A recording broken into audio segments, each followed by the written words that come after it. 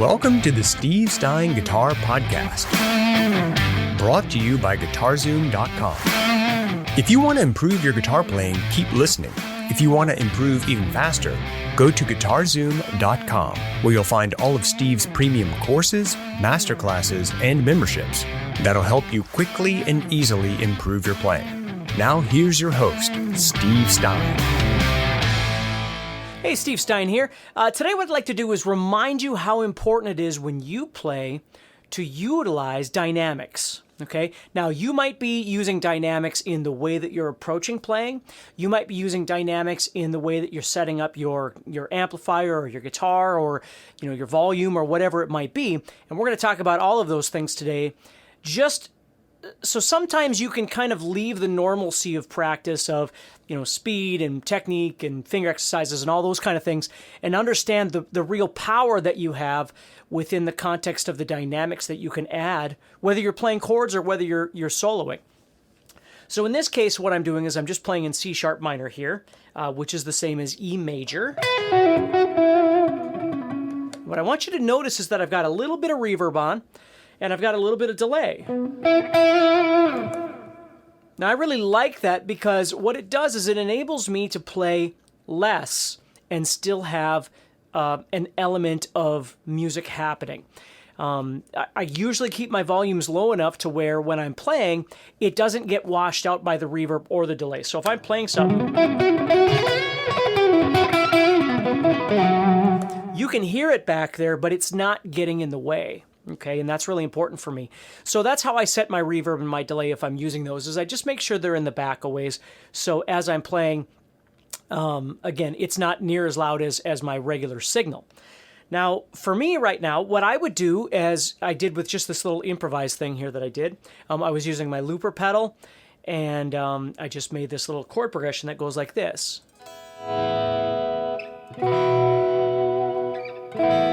And all I'm doing right there is I'm playing 11, 13, 0, 0. And then I'm playing 9, 11, 0, 0. And then 7, 9, 0, 0. That's all I'm doing.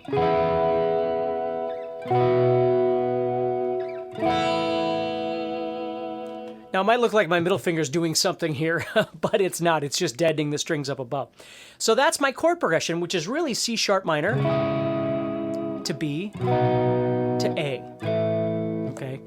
And I don't have to play the full chords like that. I might play something where I go C sharp minor to B, but leave the bottom two strings open, and then A sus2, something like that. But again, it doesn't make any difference. But when I go to start soloing over the top, what I want you to notice here is that what I'll start off doing is I'll usually wind up using kind of the center position.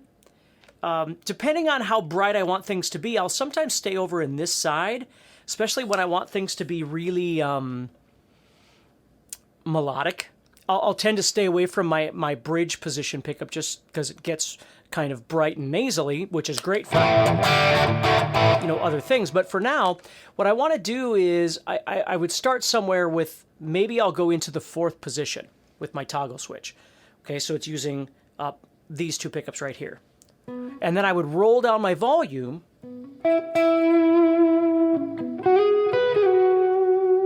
Now, I'm not showing you licks or anything because I'm not really playing any licks.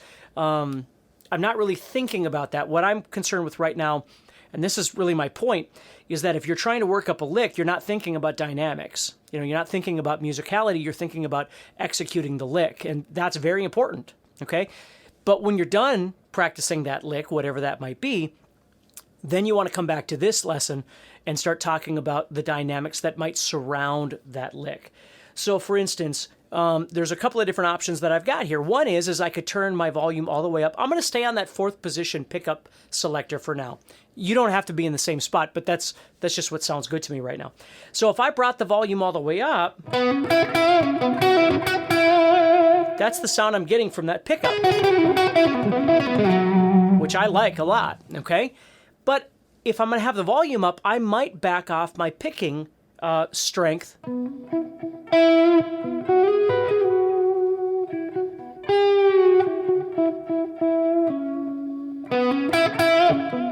See, now I've got this dynamic happening with my pick. So the volume's all the way up.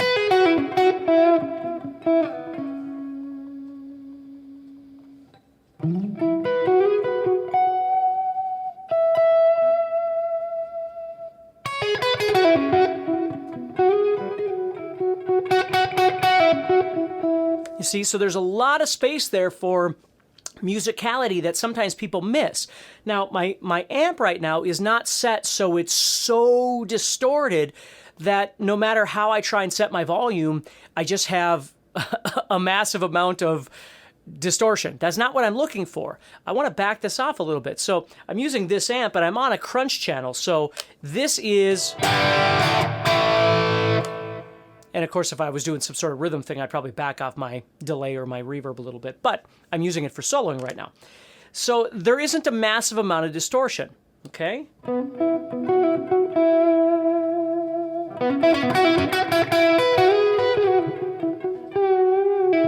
So you see, I can have some more fun with the dynamic element as I'm playing over this.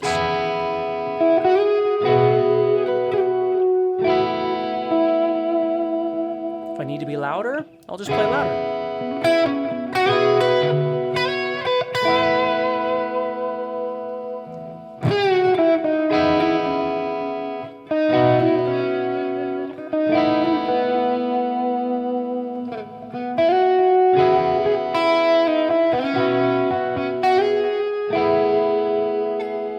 See what I mean? Now, maybe I want to be a little bit, I want more aggression, okay?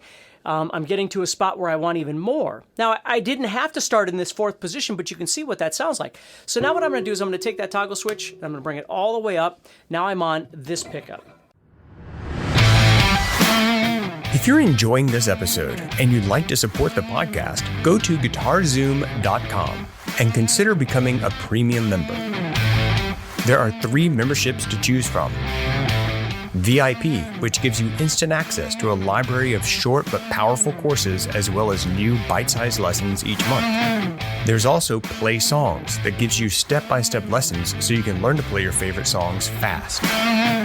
And finally, there's Masterclass, university-level training on everything from soloing to music theory, from blues to home recording. For more info about these memberships and all the premium courses available to you, go to GuitarZoom.com. Now back to the podcast.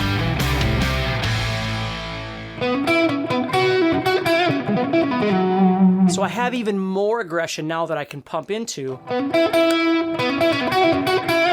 But I can still back off.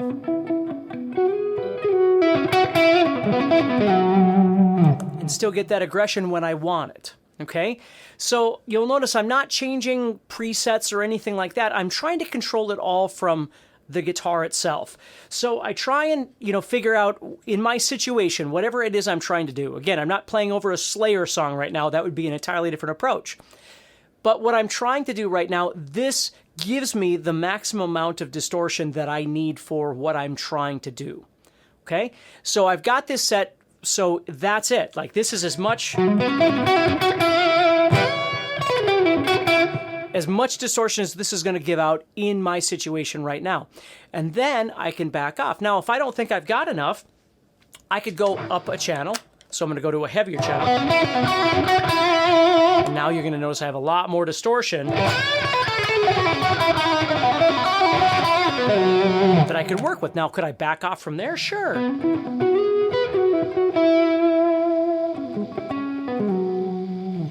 Now I've got a little bit of noise happening here, which there's nothing I can do about that. So you see, what I do is I drop back into this one.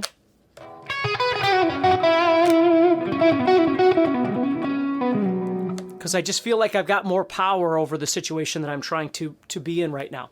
So either I'm backing off the pickup selector, choosing something that might be single coil. I'm backing off the volume on my guitar.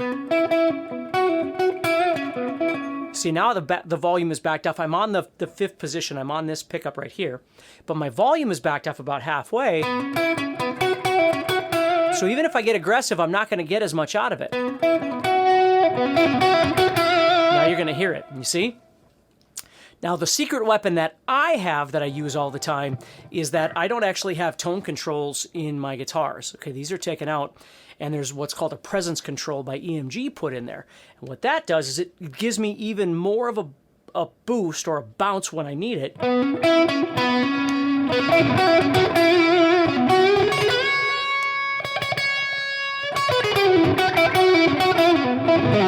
don't know how much that translates on your end, but it makes a big difference for me when I'm playing. So if I need a little more gain yet, for something faster that I want it to do, or I would roll this up and I would add that on. Now, chances are you probably don't have that. So what's another option? Another option is a pedal. I could enable a pedal.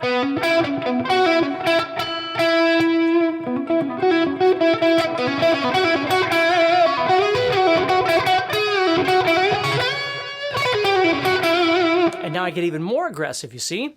So my point is that I can utilize all of the elements that I've got around me. I don't have to utilize all of them. You might not be a toggle switch person. Some people just like to leave their toggle switch in one place. Or, you don't really roll the volume very much, but you can play more dynamic with the pick. You don't have to do them all. It's just finding what's going to work best for you, I should say, when you're trying to play. So if I turn this back on, first thing I want to do is just back everything off. I just want to find my space here. I don't want to come out screaming.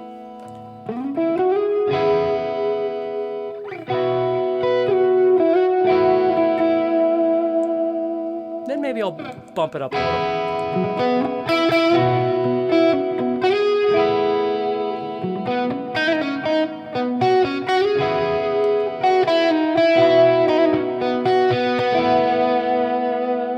Let's say I needed a little more, so I'd turn on the boost maybe.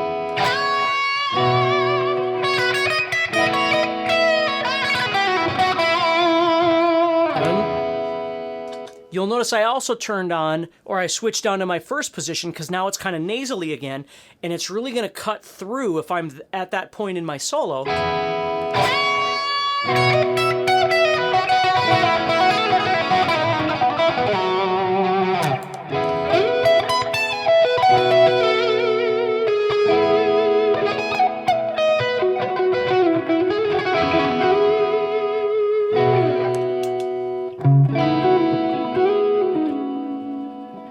Back off again.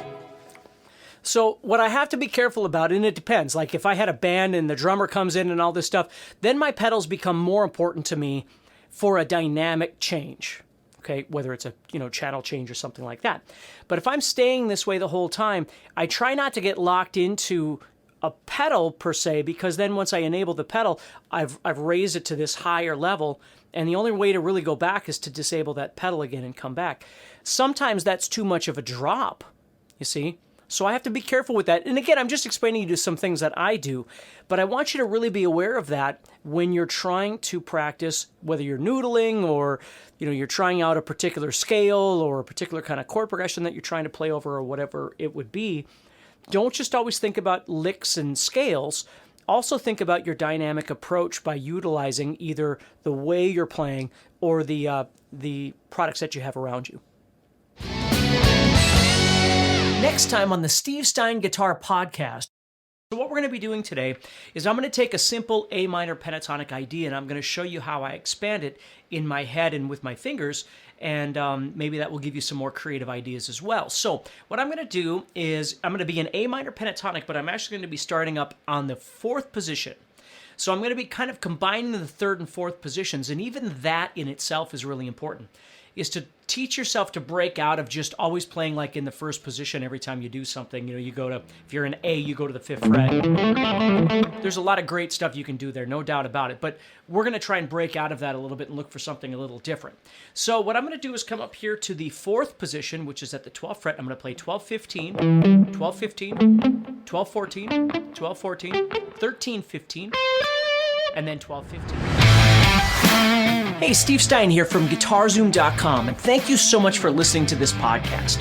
If you enjoyed this episode, can I ask you a favor? please subscribe, leave a review, and share it with a friend. Your feedback means more to me than you'll ever know. And be sure to check out my YouTube channels where you'll find over 1,000 videos to help you with your guitar playing. Thanks again for listening. Stay positive, keep playing, and keep having fun. If you'd like some help with your guitar playing but you're not sure how to get started, go to GuitarZoom.com and look for the Help Me Choose survey. By answering a few simple questions, you'll get Steve's personal recommendation of the perfect course for you. All this and more is available for you at GuitarZoom.com.